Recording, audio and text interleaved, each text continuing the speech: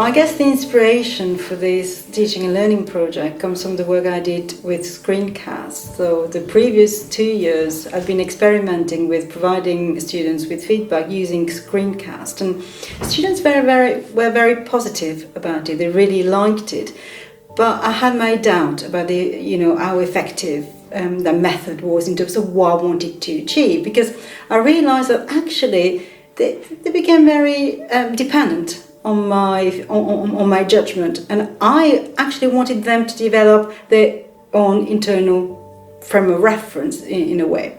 So the aim here was to develop self-regulated learners. That was a kind of, so I was moving on, thinking about feedback, reading the literature, and wanted to improve really on the methodology I was using. So working on feedback was one particular interest of mine, but there was another issue that I wanted to address at the time as well, and that was a transition from A-level to university studies. We realised, all tutors agreed that students seemed to come to us with lack of certain skills that made studying in higher education difficult in a way. There was a period of transition that seems to be really hard for students, and some of the skills that students seem to lack.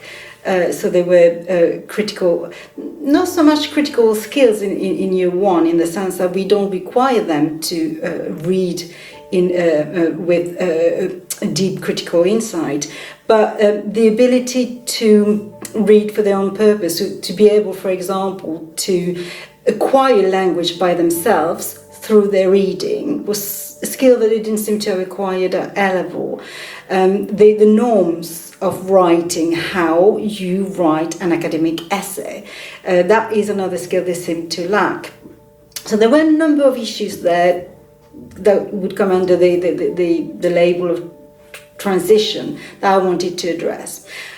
And I thought that feedback was essential in order to be able to help students to adapt to studying in higher education, because really feedback is about providing a framework for progression, because we are, through feedback, we are basically telling students, these are the norms we expect, this is the kind of thinking that we want.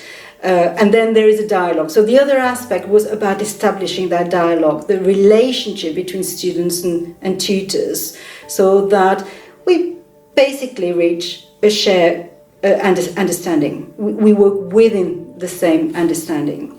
So that was my starting point.